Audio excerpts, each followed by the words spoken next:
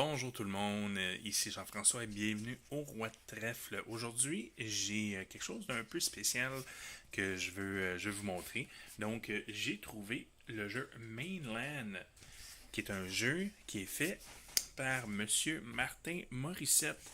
Donc, c'est un produit purement québécois qui est sorti sur Kickstarter il y a quelques mois de ça. J'ai réussi à obtenir une copie, puis je voulais vous montrer un petit peu comment fonctionne le jeu, faire un petit review, puis vous expliquer les règles, puis on pourra simuler une petite partie. Donc, venez, je vais vous montrer de quoi ça a l'air. Donc, voici un aperçu de ce qui vient dans la boîte du jeu Mainland. Donc, on a ici une planche de jeu. Vous allez remarquer que la planche est quadrillée et les sections sont séparées en trois. Donc, dépendamment si vous jouez une partie à 2 joueurs, 3 ou 4 joueurs, plus qu'il y a de joueurs, plus que la surface de jeu va être grande. Le jeu vient également avec un beau petit livre bilingue, un livre d'instructions qui est bilingue. Les instructions sont assez simples, seulement quelques pages. Ici, c'est la page que vous allez, la page de référence, c'est ici qu'on va passer la majorité de notre temps. Malgré que même si ça a l'air très compliqué comme ça, je vais vous donner un overview rapide. Vous allez voir, c'est vraiment simple comme concept. Le jeu de base vient avec quatre peuples, 4 armées. Donc, d'après le livre, on a le peuple des terres, de désert, de glace et des terres verdoyantes. Donc, les 4 peuples sont identiques. Donc, c'est vraiment juste côté cosmétique que vous allez noter un petit changement. Le jeu vient également, et j'ai trouvé que ça, c'est une super de bonne idée.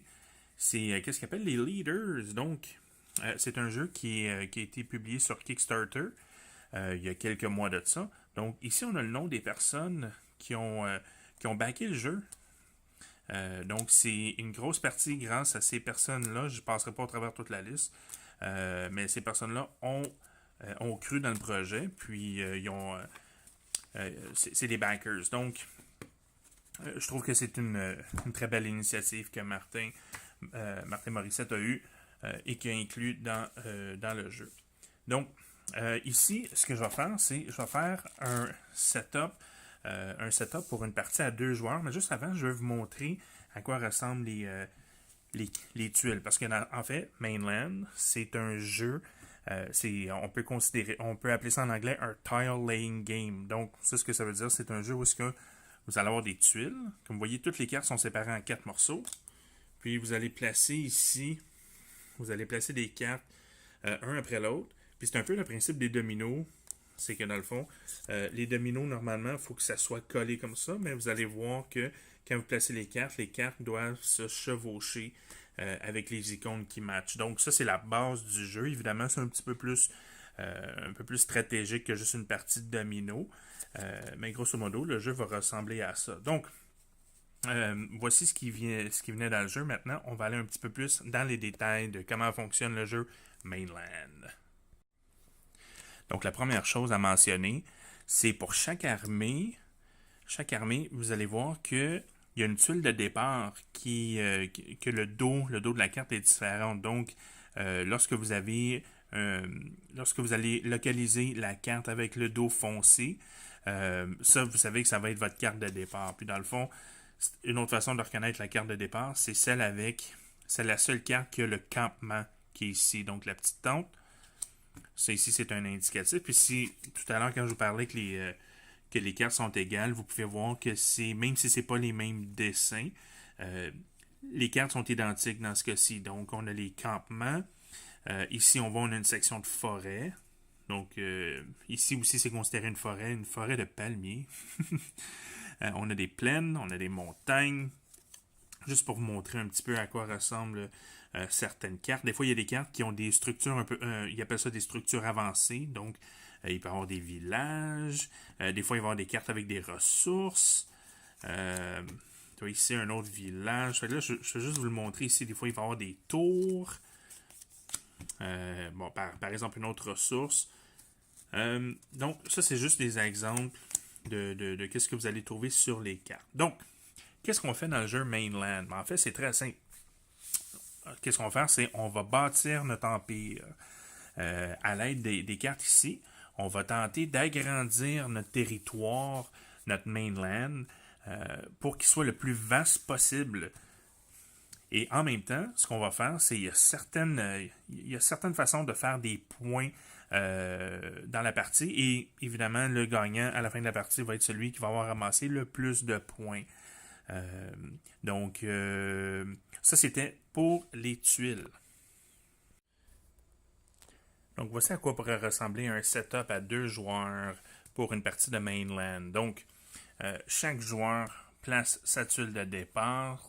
Évidemment, il peut la placer dans le sens qu'il veut, n'importe où qu'il veut sur la planche, en autant qu'il respecte le nombre de joueurs.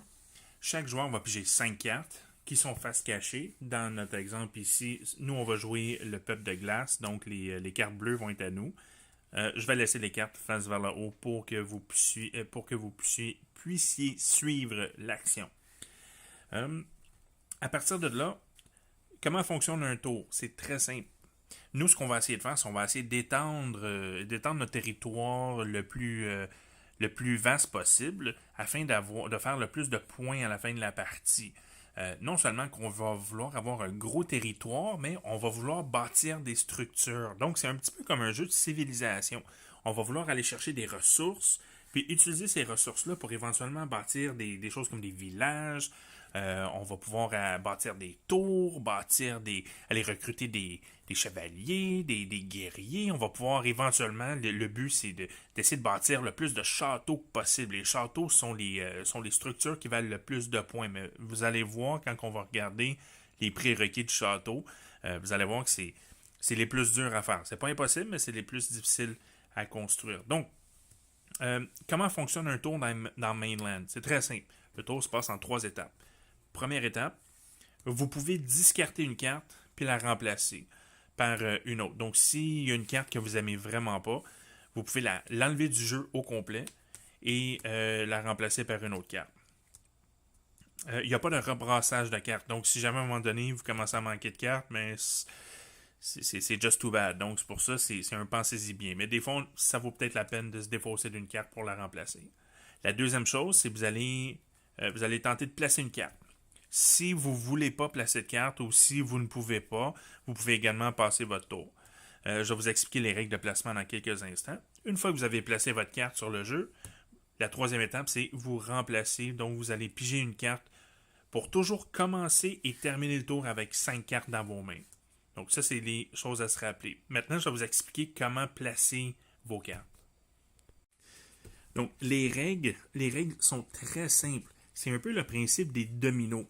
Donc, je vais vous montrer un exemple. Si je veux placer cette carte-là, normalement dans les dominos, vous devez toujours accoter, comme ça, ce sera un exemple d'une partie de domino. Donc, on accoterait les forêts et les collines ensemble. Dans ce cas-ci, on va devoir chevaucher la carte. Donc, lorsque vous voulez placer une carte, vous allez toujours devoir chevaucher minimum un de vos carrés par-dessus un territoire légal.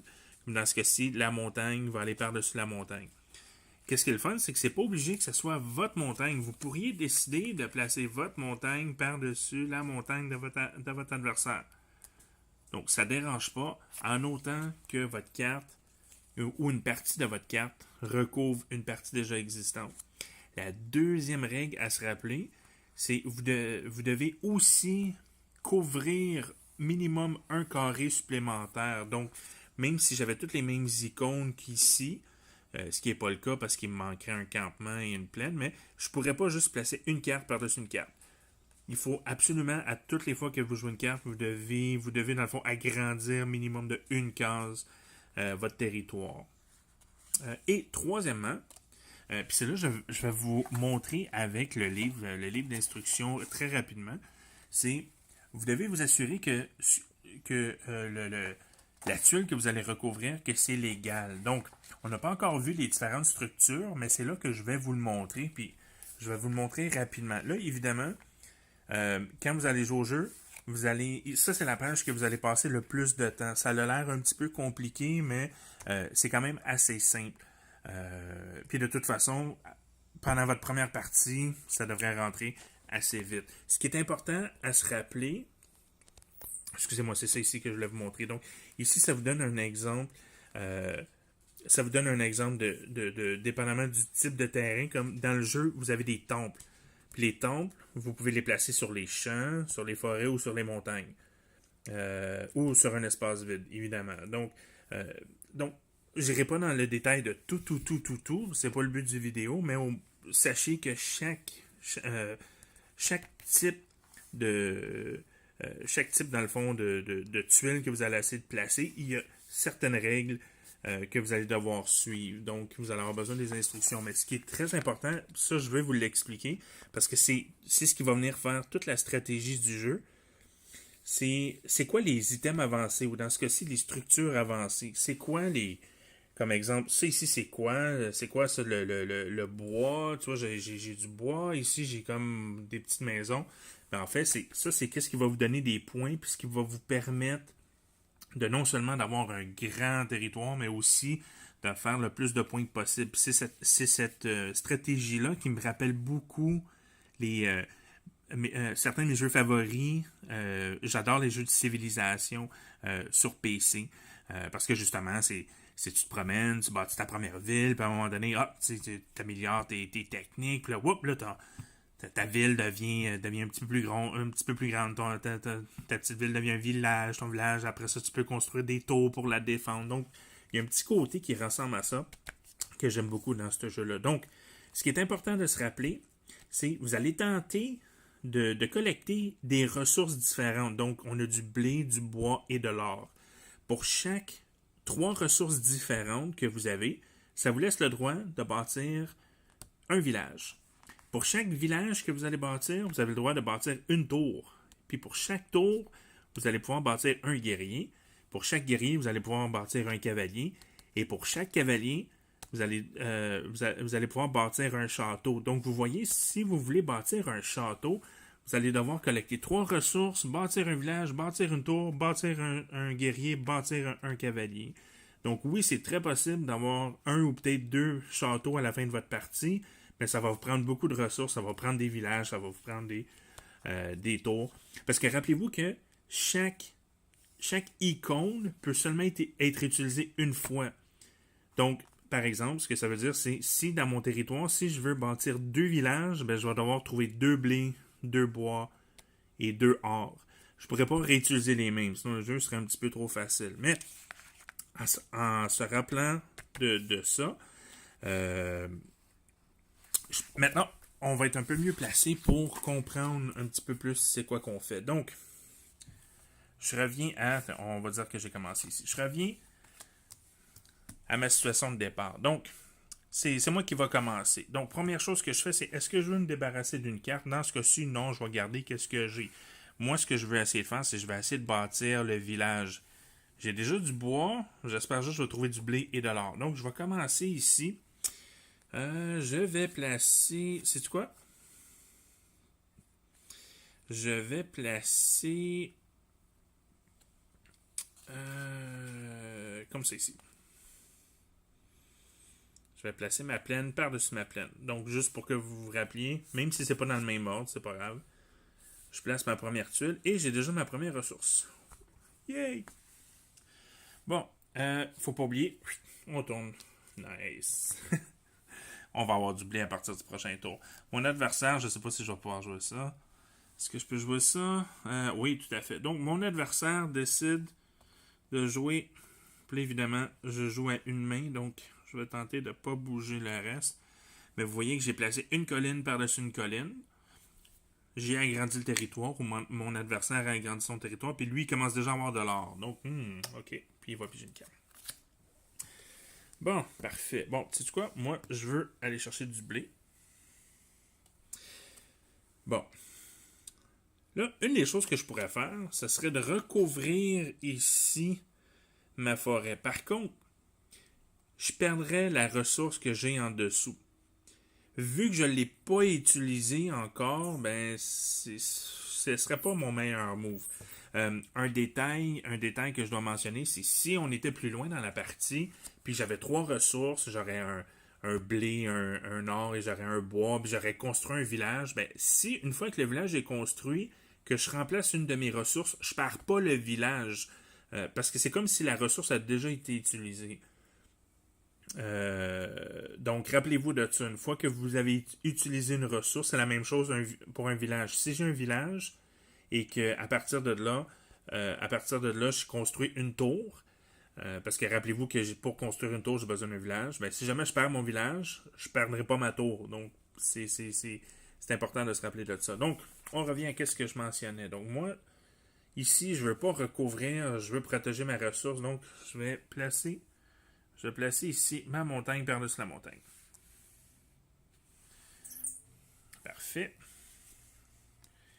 Ouh, vous voyez, j'ai eu un guerrier. Donc, ça va être un petit peu plus difficile à placer, mais ça peut valoir la peine. Donc, mon adversaire va arriver ici. Ouh, ouais, comme là, cette carte-là, je peux pas la jouer parce que c'est un château. Donc, ça vaut pas la peine. Ça pourrait valoir la peine. Donc, est-ce qu'il peut la jouer? Encore là, le problème, c'est qu'il peut pas la jouer. Le seul endroit qu'il pourrait la jouer, ce serait genre ici, mais il dépasserait la zone de 2 joueurs. Donc, est-ce qu'il y a autre chose? Est-ce que celle-là, il peut la jouer? Oui, celle-là, on peut la jouer. On va la placer ici comme ça.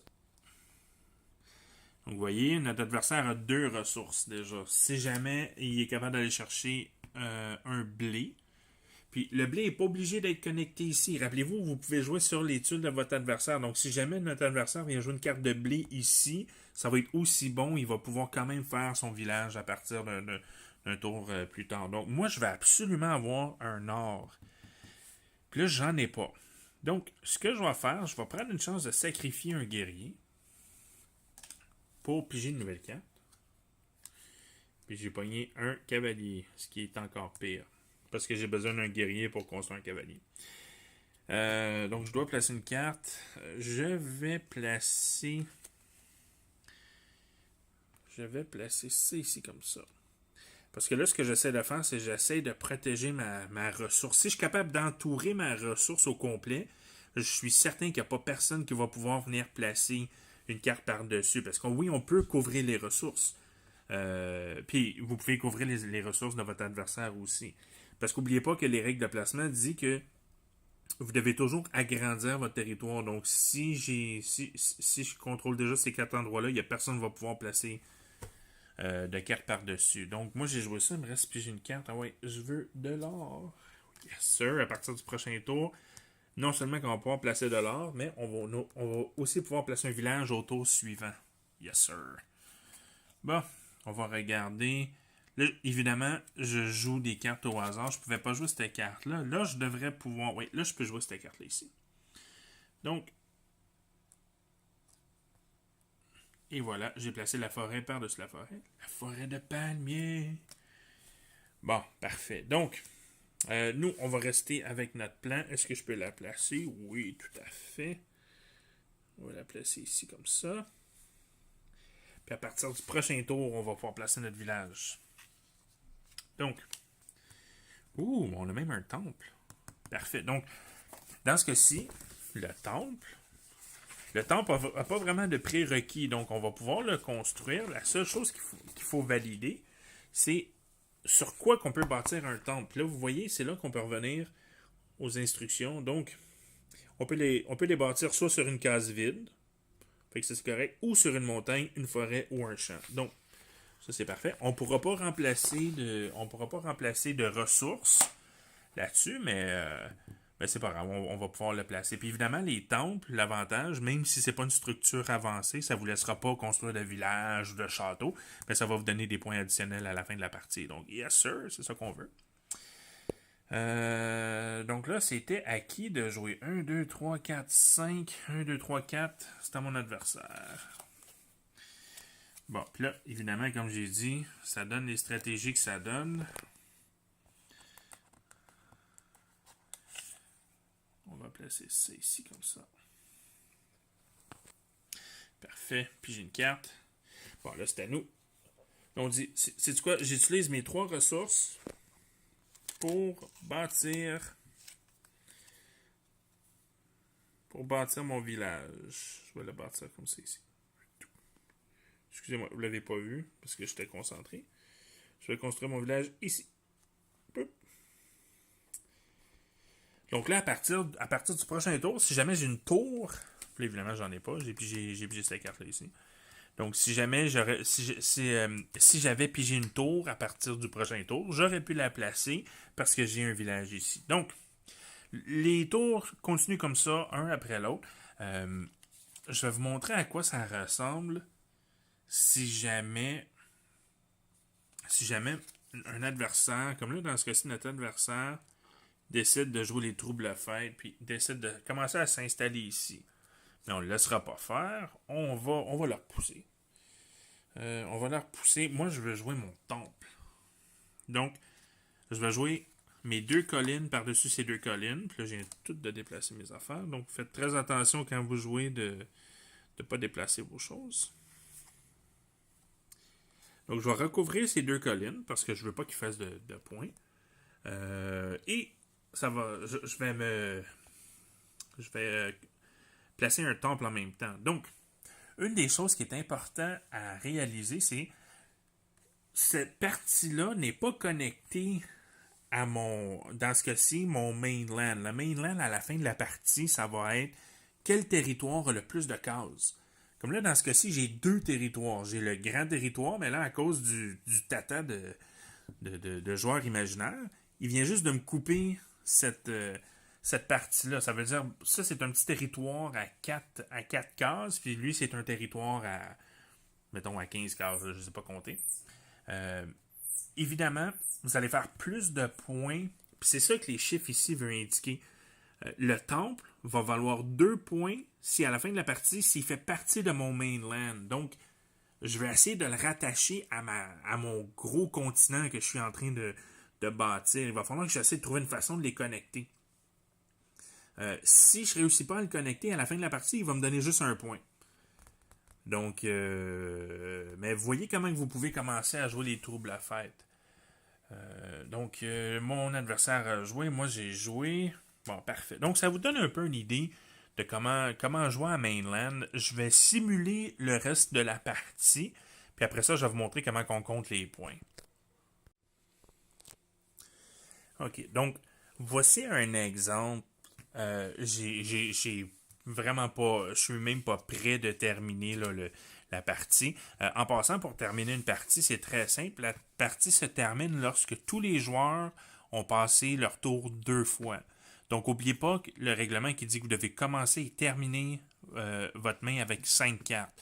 Donc, au fur et à mesure que c'est ici, quand il va en avoir de moins en moins, ben, il va arriver un certain temps où est-ce qu'on pourra simplement plus jouer de cartes. Puis là, évidemment, pour ceux qui regardent attentivement, je vais vous avouer, j'ai placé des cartes au hasard.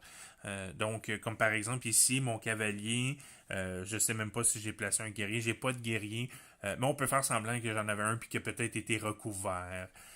Mais c'est juste pour vous donner une idée de comment compter les points. Donc, pour compter les points, c'est très simple. Vous devez trouver votre mainland en premier. Donc, pour votre mainland, ce que vous allez faire, c'est que vous allez regarder c'est lequel de vos territoires qui est le plus gros. Dans ce cas-ci, je suis chanceux, j'ai réussi à connecter, grâce à la carte ici, j'ai réussi à connecter mon petit... vous vous rappelez, juste en dessous ici, j'avais un temple. Bon, ben là, dans ce cas-ci, j'ai peut-être perdu mon temple, mais au moins, j'ai réussi à connecter mon mainland. Puis évidemment, si j'ai recouvert mon temple de tout à l'heure, ben, malheureusement, je ne ferai plus les points. Donc, ça se peut que vous allez perdre des points à la fin de la partie. Donc, voici comment calculer les points. Puis encore une fois, avec les instructions, c'est très facile à compter.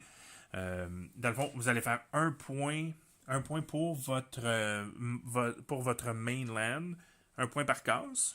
Donc, dans ce cas-ci, j'aurais 1, 2, 3, 4, 5, 6, 7, 8, 9, 10, 11, 12, 13, 14, 15, 16, 17, 18, 19, 20, 21, 22, 23, 24, 25, 26, 27, 28, 29, 30, 31, 32, 33, 34, 35. Donc, les bleus, je ne compterai pas les points des jaunes tout de suite, mais les bleus, juste en case, fait 35 points. Si j'avais commencé à me bâtir ici, d'une certaine façon, les cases des plus petits territoires ne sont pas comptées. Donc, c'est uniquement sur votre mainland que vous allez scorer des points pour le plus pour les cases. Donc, une fois que ça c'est fait, je vais aller regarder combien de points additionnels de ressources et de structures que je vais faire. Donc, dans ce cas-ci, tous les points que je dois compter dans le mainland sont les points qui sont dans les cercles. Donc, on est à 35. On va additionner 1, 2, 3, 4, 5, 6, 7, plus 6, 13, plus 1, 14. Donc, j'aurais fait 14 points additionnels pour un total de 35 plus 14, 49. Donc, mon mainland ici, dans ce petit exemple, n'oubliez pas que au fur et à mesure qu'on joue toute la partie, le mainland va être beaucoup plus vaste. Mais j'aurais fait un total de 49 points dans cet exemple-ci. Si on regarde rapidement le territoire des jaunes, on peut voir que lui, il y a 2 territoires. Donc, il y a son mainland ici, mais il y a également cette petite partie-là. Malheureusement, il n'y a pas de bâtisse, donc il ne fera pas de points avec eux ici, mais on compterait normalement les cases. Donc, 1 point par case. On pourrait compter tous les points additionnels. Puis là c'est ça. Évidemment, c'est là qu'on peut voir que si on réussit à construire des châteaux, qui est à la droite, on peut aller chercher jusqu'à 10 points. Donc, ça peut vraiment faire une différence dans une partie. Donc, on compte les points. La personne qui a fait le plus de points à la fin de la partie est le gagnant. Donc, c'était les explications de Mainland. Donc, encore une fois, un très bon jeu. C'est un produit québécois. Je suis très content d'être tombé là-dessus. C'est un de mes amis, Sébastien, qui m'a montré ce jeu-là. Puis lorsque j'ai réussi à avoir une copie, moi j'adore ce genre de jeu-là. C'est un jeu qui est simple, il y a un côté stratégique, il y a un côté chance également. Le jeu il est léger, puis même si des fois il y a des gens qui peuvent paraître intimidés par toutes les couleurs et tout, une fois que vous avez passé au travers, c'est relativement simple. Une partie peut prendre environ, peut-être je dirais une demi-heure, peut-être 45 minutes si vous êtes jusqu'à 4 joueurs, donc c'est pas super long. Ça joue bien avec des enfants. Moi j'ai joué avec mes filles. Je sais pas s'ils ont autant aimé le jeu que moi, mais il faut dire que eux sont plus du type party games. Moi, j'aime les jeux de stratégie. Évidemment, c'est peut-être pas aussi stratégique que, par exemple, Civilisation. Mais je trouve que, puis je dis ça, j'ai jamais joué à Civilisation. Ça fait partie d'un de mes jeux que j'ai pas encore ouvert depuis. Ça fait juste 3 ans que je l'ai. Mais revenons à Mainland. Dès que je l'ai eu, je l'ai essayé. J'ai beaucoup aimé ça. Donc, encore une fois, très bon jeu. C'est recommandé. Le jeu n'est pas disponible partout. Donc c'est ça, j'ai demandé à Martin c'est à quel endroit qu'on peut trouver son jeu. Puis en fait, c'est en allant directement sur son site web, vous allez avoir la liste des magasins auxquels le jeu est disponible. Ou sinon, je suis certain que si vous voulez, si vous n'êtes pas dans la région, je crois qu'il est dans la région de Québec, donc si vous n'êtes pas dans cette région-là, vous pouvez tenter de rejoindre Martin directement, puis en espérant qu'il va être capable de peut-être de vous trouver une copie par rapport à ça. Donc, encore une fois, fortement recommandé. Je vous invite à l'essayer. Donc, ceci étant dit, n'oubliez pas, si vous avez aimé la vidéo, n'oubliez pas d'aller voir le dernier vidéo de Michel et le dernier vidéo de Marco. On pousse fort pour vous amener du nouveau contenu. J'espère que vous avez aimé ça. Puis je souhaite de passer une belle journée. Bye bye tout le monde!